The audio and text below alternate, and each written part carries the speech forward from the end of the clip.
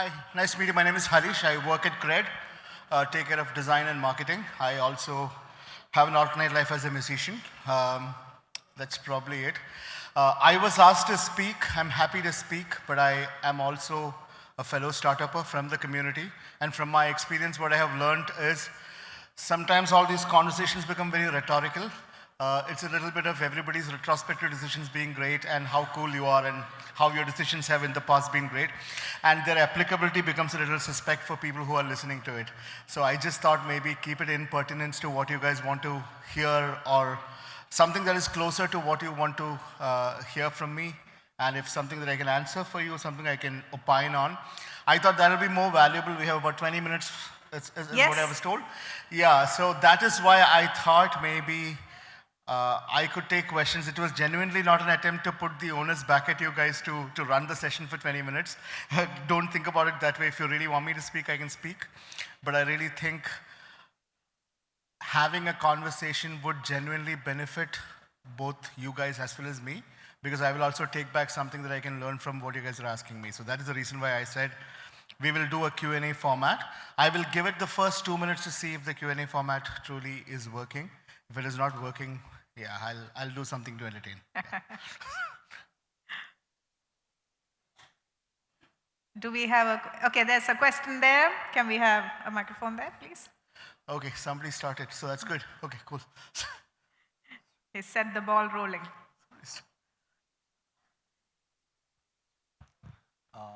So I've seen CRED trying out, I would say, a lot of artistic expression on the app, and it's very inspiring. So what's the process of rationalizing that in a business context? How do you look at that? Can you talk more on what goes inside there? Sure, thank you. Everybody heard the question, right? There are artistic expressions on the app that I work on called CRED, and what is the rationale behind applying artistic principles. So thanks for asking.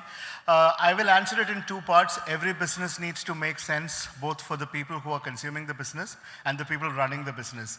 When either of them are not making sense, the business makes no sense. So honestly speaking, everything that you create, whether I or you, is going to be a direct function of whether these two parameters are at least traveling in an equal RPM. So for me, because I chose to work and build an app for a business, my primary motivation is to make sure that it commensurately adds value to the people who use it. And once that value is profoundly felt by people, then they would use it, and it's that way good for business. Art is a medium to do that. It is my intent or my team's intent is not to add art on the app because there is a broader purpose to it. I have few things that I have learned through my life as an artist. I mentioned in my intro, I have an afterlife as a musician. I have a life as an artist. One thing I have understood is innately, whether it is an app or it's a performance, there is a bunch of people that are consumers of that. And if you can innately connect to your consumers via methodologies that is beyond the reason why you created something, that resonates and lasts for longer. So art has innately that benefit. Like I used to give the analogy, we all like Taj Mahal not because it's a mausoleum.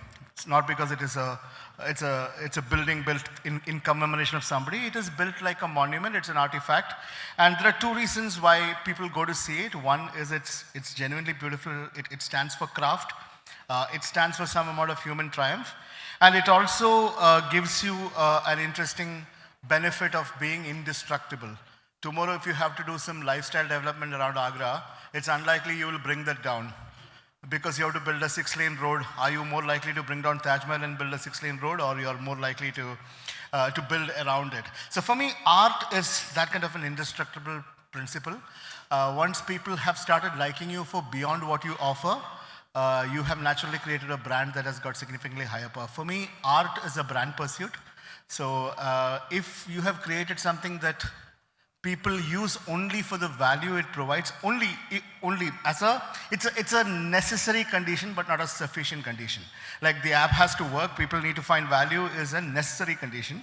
But if you build it as a sufficient condition, it becomes a little bit of a problem. So for me, Art is a way to take an experience to people, and my own lived experience tells me that you get reciprocation. Even though a lot of people will initially wonder why is this needed, eventually all of us kind of tend to come back and feel that there was something beyond what logically our brain feels, and something that is more from little beyond your brain, which has got higher attention, in my opinion. Stuff that is from your head have lowest retention. That has been my experience. Moving it down to between your chest is significantly better. Yes. Yes, we have a couple of more questions. One from this gentleman. Can we have, yes, microphone, please. Harish bhai, so good to see you here. Hi, Patil. What's up, man? We used to work together. Yeah. So I'm going to ask a question which is, I think, very fundamental to you, which is when you think about some of the hypotheses you had early on at CRED on what builds trust through design, what panned out well and what didn't pan out well, and what did you learn from it over the years? First thing that I understood, and my hypothesis still holds good, is that societal conditioning defines trust in human beings.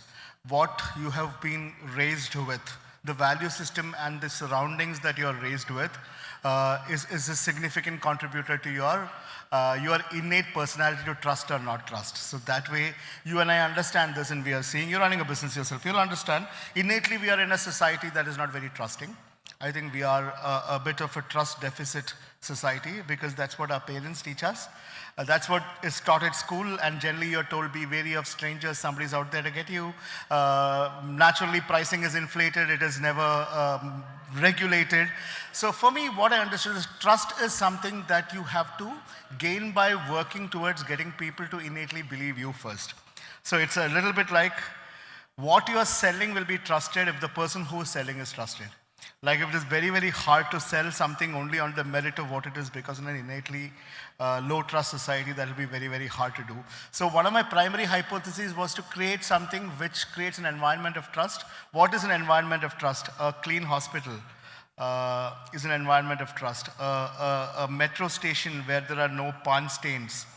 A single woman is more likely to stand in comfort in a cleanly done up, beautifully lit room than a slightly dingy, no light place. Both of them are transport locations. Both of them will have a vehicle that will come to take you to wherever you want. So creating an environment of trust is very important. So I have already kind of, I have enough now empirical belief to believe that. But what is incorrect is that won't take you all the way. Like, just because you created an environment where humans trust does not necessarily lead to long-term trust. Long-term trust comes from keeping promises. Like, you have to continuously keep your promises as to what you innately offered your user, your customer, the person who's using your service. So if you win that trust and if you keep it, and years worth of effort to win that trust could be probably lost with like one small supervisory oversight that we make from our part. So what I've learned is build an environment. Everybody safe there? Yeah. Build an environment of trust, but then keep promises. Like if you have a combination of these two, I think we'll quit. And what hasn't worked for me is not doing the latter. Like, did you keep your promises? You created an environment of trust, but did you keep your promises? And it is not specific to a product that I have built. It is specific to my life. So I wouldn't necessarily say this from the vantage of the product I'm building. This I'm saying more from the vantage of my own lived experience. We had a question here, yes. No, this I gentleman. want to Yes. ask a funny question. Yeah. What is Yes, the sir, I see you. What Sorry. what is the significance of your wearing a fancy glass? Say it again, sir. Fancy glass. Oh, it's fancy? Okay. Yeah. Whether it is representing that the eye is the most. A person who looks like me, gently, without any of these artifacts will merge with the environment very quickly, because I don't have any standout features otherwise. If I was 6 feet 5 inches tall, if I was actually pronouncedly handsome, or if I had an ability to get your attention without actually being visually not startling, you will not observe me. it is important for me to be seen. It is important for me to be acknowledged and recognized. It is important that you actually ask this question to me. I think I have, my KPI is met. Yeah, and that's how it works. Thank you for asking, sir. I appreciate it. Thank you so much. Over to you, yes.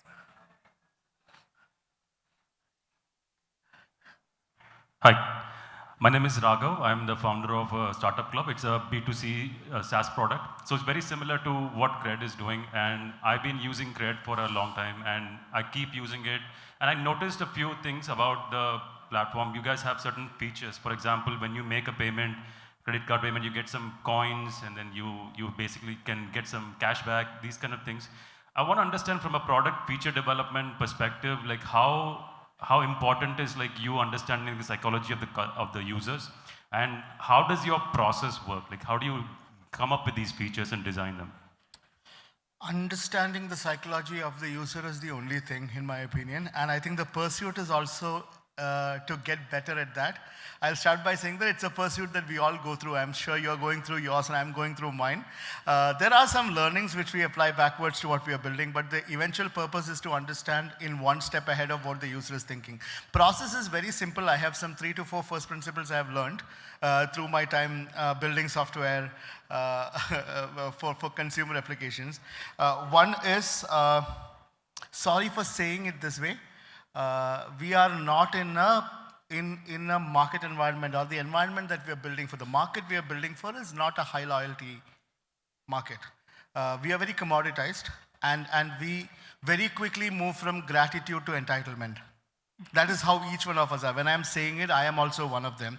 When something is continuously given to you, you rapidly move from a sense of loyalty or sense of gratitude. It rapidly moves to a sense of entitlement, where people now start saying, oh, if it is not given to me, then you become the bad guy. You understand what I'm trying to say?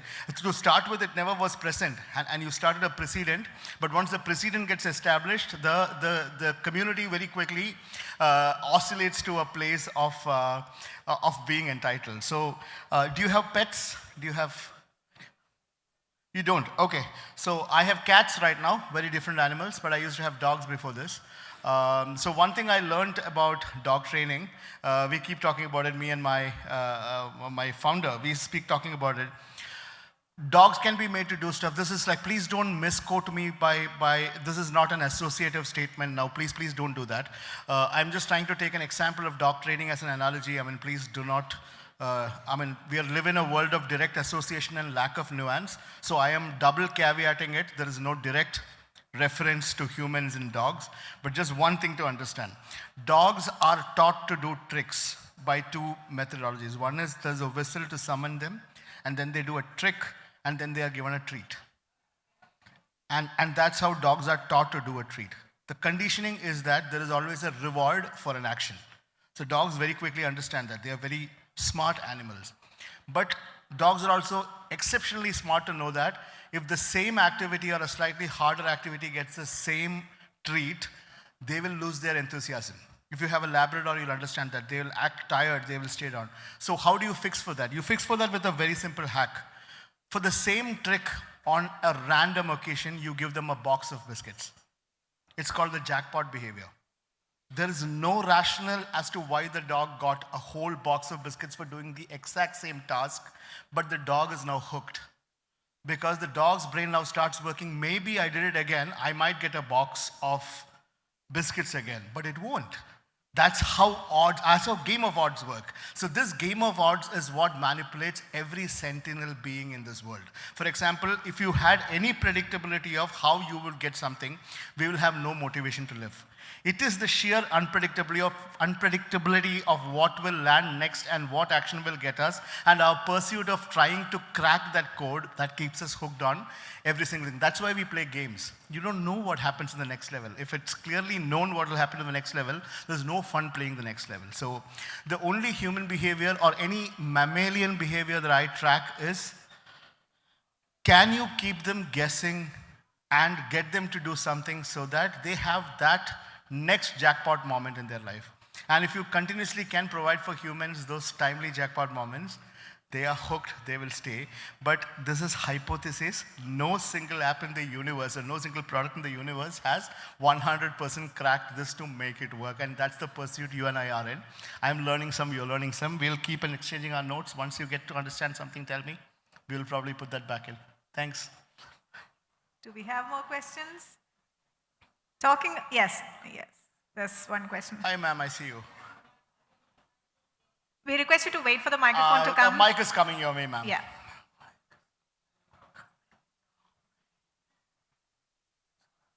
Thank you. Hi, Harish. My name is Jenny. I've been in the corporate world for more than 25 years and recently quit my full-time job and started as a sales and leadership coach and a facilitator. My question to you today is that building trust and engagement through design, as you spoke about organizations and brands, how about an individual like me who is trying to build their personal brand and through design and trust, how can I build that? Ma'am, I'm only going to say my own experiences. I don't think I have the pedigree or enough retrospective achievements to actually advise you. But I'm just gonna say what I know, and if any of that is resonating with you, that will be a good place to be in. Sure. Look, I have tried everything from being extremely superficial to all the way hyperbole, and everything in between to actually build my personal brand. So, for instance. Sometimes I have just realized that this is my senior at Adobe. I spent about 10 years of my early career in that company. So there was something that was told to me back in the day which kind of stuck with me. I want to say that back to you. One of my seniors, super seniors actually, he was my director's boss. He was a senior director. I was like a young engineer just into his first job.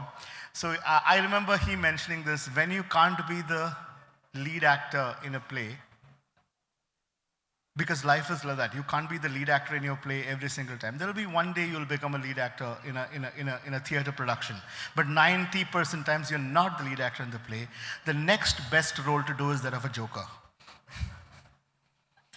Because nobody remembers the second lead. Nobody remembers the soldiers that came. Nobody remembers the ones which had got 2 odd dialogues. They are very, they won't be remembered. You will have to.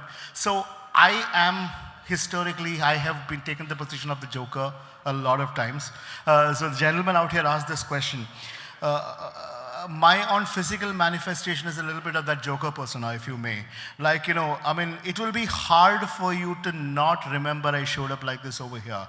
I know it's a startup event. How hard is it for me to wear a Nehru jacket and a shirt and proper trousers and a formal shoe? No, it's not very hard. Showing up on distressed is a choice. Showing up like this is a choice. And it creates 2 things. It creates polarization. I love polarization. I love the fact that there is going to be 50% of people who think this is really cool and 50% of people who think this was completely obnoxious. I'm already winning. And the 50% who think I am cool are the ones who are going to pay me.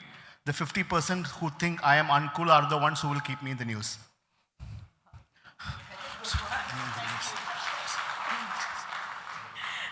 Harish, should we wrap up the Q&A on Sure, that? I can take one last one and then we could. Okay. I have to come back and sing here apparently. Sure. Yes. There are 2 of them. I'll take yours as well, ma'am. I think there's one there. I'll come back to you. Yeah. Harish, I might have installed CRED within the first week of launch. I appreciate that, man. Thank you. Thank you. My question is purely assumption. I could be wrong. Thing is, Indians mostly they like to spend using their mobile in social media apps or maybe news apps, stuff like that, or even the 1% of club in India. Probably they are busy to spend a lot of time in utility apps, right? So when you when we use a fintech, so would you hold the mic a little closer? Yeah, when we use a fintech app, we sort of perceive it like a utility app, right? So we just want to get the job done and get out. But CRED, unapologetically, they have designed it in a way that you probably said in maybe in an interview, you want the user to walk all the way and not take an escalator and get the job done and get out. So have you ever faced criticism from your team or your investors or from the users themselves that they want to get done the job very fast and get out and not go through all this user experience journey? Fair question. I think the question was some products are naturally built for engagement, where people show up to actually engage and spend time on. Some use cases in the world are not built for that. They are actually ruthlessly utilitarian in their very premise, where people just come, do what is required, and then get out. And the question was that I have, at least my team has taken some conscious choices of actually flipping that equation. And have I faced resistance? Did I articulate the question well? Is that the question? Yeah, so did I, honestly, were there stakeholders that actually said off whether this was the right thing or not? Okay, super. Two parts. The short answer is yes. Every choice that you make is bound to have its share of detractors who come very empirically about it. Like, you had some probably easily plausible empirical reasons as to why this won't work. Correct. For example, my prepaid balance just ran out.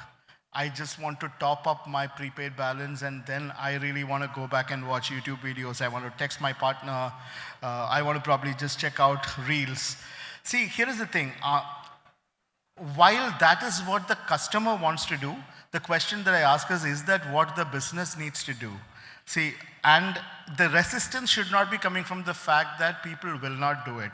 If people are not doing it, I would rather take that as my input metric and see how do I make people do it. For example, if every app out there was built for just completing a transaction, there is a word called average revenue per user. I'm sure a lot of people who are in the line of building, how are you going to build any average revenue per user as long as they don't stick around and you have an ability to cross-sell? So the biggest aspiration for any app that you're building or any product you're building is that you have good ability to cross-sell. If people come for one service, how do you sell 2 services to them?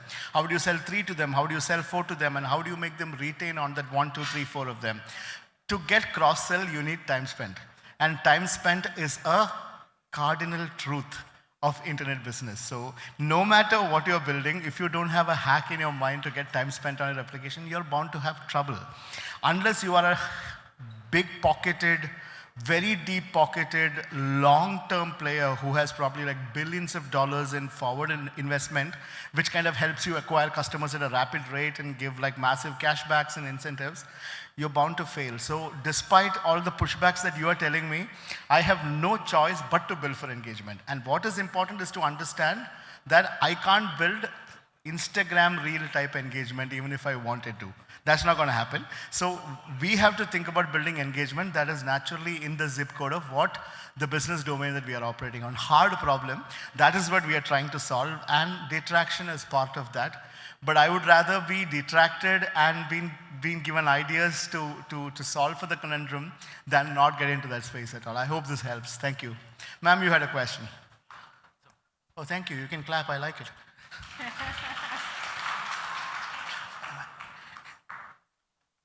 Hi, Harish. I'm Geeta. I was going to ask you that, in the harsh world of startups, you're probably the first designer I've met. And is it a luxury in that fine balance between, making the app sell, making the user base grow, and is design a luxury? Making it fun. Is it a luxury is the question? Yeah. I'll be honest. Depends upon the nature of business that you're in. If you're in a hyper commoditized sort of business where a warm and fuzzy from the heart difference is not going to be felt by your user, then it will feel like an unnecessary luxury for sure. It is only possible if you choose your cohorts right. If you know there are people, it's a bit like Airbnb model not succeeding in India. See, Airbnb's model, it's a little bit like, oh, life is so good in Scandinavia, it is cold and there is so much food to eat, there is governmental subsidies. Now let us open the doors to strangers, let them come into a house and experience our lives.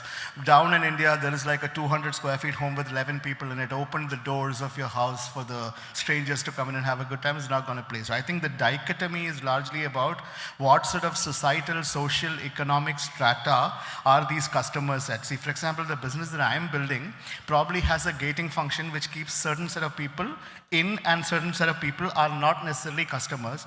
That potentially gives me the ability to do what I do, where it turns out to be not very luxurious. The counter of that is true. People say that it is not luxurious enough. Can you bump it up? But if it was a different segment of customers, like how I was mentioning earlier, entirely different story, you're bound to fail. So I think design, much like music, I'll leave it at this. People enjoy music when all the other needs of life are sort of taken care of. Only artists live in this fake kingdom of fiefdom where we think that art innately touches everyone. There is a poor man out there who is really excited to hear your music. No, he's just wondering how to get rich. He's just wondering how to make money. So art and design, to some extent, the craft of it shines only when you have crossed a certain chasm. If you have not crossed the chasm, it is an eminently utilitarian line of work. I am tired of being utilitarian, and I had the privilege to choose a line of work which allows me to go a little beyond. So I'm just reaping the benefit of it. Thank you. Harish, Yeah. last question, if it's okay. Can you give us 3-4 examples of design, which are high, which have built this trust and engagement, and why did they succeed? I am not restricted by internet businesses, right? No, anything. It can be even the recent Jaguar ad, for example. Oh, that's polarizing. I'm not going to speak about that one. We thought you love polarizing. Look, I should have an upside to take sides in a place, right? I don't see one here. So I genuinely think German car manufacturers are a great example. Like, your BMWs, Audis, and Mercedes typically, until the Japanese cars sort of came in and created an environment where things that they can be cheaper and more trustworthy. But there was something about German cars. I don't know how many people are into automobiles here. German cars are a thing even today, and there are so many things in play over there. It is about the German craftsmanship, the way they build the engines, and to the extent made in Germany is a thing for cars. Like, you don't hear made in Germany as a thing for a lot of other things. And any designer has to come and drop an Apple reference. I think Apple has done a really good job at that. And that is the only company that can sell a $150 towel to wipe your iPhone. Like, that's immense trust. I don't know. I can't think about any other brand that has successfully done that. In internet businesses, I genuinely think Airbnb is a good business. I think it is a very hard business to succeed in because it is about opening a non-hotel style hospitality property out with rookie hosts to people who really seek luxury. I think the way they have built around that product, and eventually design has genuinely played a big role in creating the product that they have created. I think it is WhatsApp is a great example. WhatsApp is a stellar example. Less design is a lot of design. That is what they have done. Even my dad found out how to tap and hold and get the reaction emojis. Like, it didn't require coach marking, nothing. It's an incredibly well-designed product. The problem is, well, I'll come to the problem in a bit. I think WhatsApp is a stellar product. I think the camera application on iPhone is a stellar product. And one of my lost dreams is to kind of at least work with the designer who built that product to understand what he has been thinking. It is a sophisticated app, but everybody gets it. Have you ever been trained how to use an iPhone camera? No, it has got so many gestures that are uncommon. It is just hard to use, but people just figure it out. And people innately trust that it takes good pictures, so much that their ads are shot by iPhone. Not even about the camera, no Hasselblad, no megapixels, no nothing. It is just somebody's picture of a dog and say that, hey, look, this is what has been taken with this camera, and it should be pretty stellar. So yeah, a whole bunch of them. I got a little zapped on this one, but all I want to leave the room with is that good design, like everything in life, is subjective. As a matter of fact, everything is subjective, but don't use that as an excuse. Don't use that as an excuse to not apply yourself, because everybody knows A.R. Rahman is a great musician. I think that's very hard to question. You can say art appreciation is subjective, but nobody would actually say that A.R. Rahman is a terrible music composer. The only thing that is subjective is whether he is your favorite music composer. Similarly, people would actually agree that Virat Kohli is a great cricketer. Nobody would contest that. People might contest whether he is the greatest ever or if he is your favorite cricketer. So my logic is, Good taste is a real thing. Good experience is a real thing. I mean, everybody comes and says, oh, taste is so relative, so don't focus on it. Taste is everything. Everybody here, I'm very sure, before you came over here, stood in front of the mirror at least for 2 seconds to check if you were okay. That clearly shows that how things look is very important. That's the other thing I want to leave with, especially startup founders. Nobody cares how stuff works until it looks good. Take this from me. Make your stuff look good first. Getting stuff to work is, so the analogy is very simple. A person who is in induced coma is alive. He's not dead. Technically, all his metrics are holding up. While you would never say that person is living. A living person wakes up, smiles, dances, cries, laughs, travels. So please understand that functionality is a bit like breathing. It is like pulse rate. It is a bit like your BP. It is a bit like your HB1AC. Everything needs to be functional, but it's a very, very, very, very bad metric to optimize on. Every damn thing has to work. Spend your time in making things look good. Good-looking things that work well is the way forward. Things that just work well, you will be replaced. The next guy who can make it work marginally better will replace you. So focus on the visuals of things, just the way. Don't want to say much about this carpet, but this carpet is important. Even though the floor below is sufficient enough to hold all of us and will not trip and fall. But there's a reason why there's a carpet here. And the choice of LEDs behind. Everything is about how things are presented. So focus on how you present your stuff, especially because I'm standing in a startup conclave. Take care of yourselves. All your businesses should prosper, thrive, and may you make a lot of money. And may the market grow really, really strong and better, and may the ecosystem help us all thrive together. Thank you for the opportunity. Thank you so much.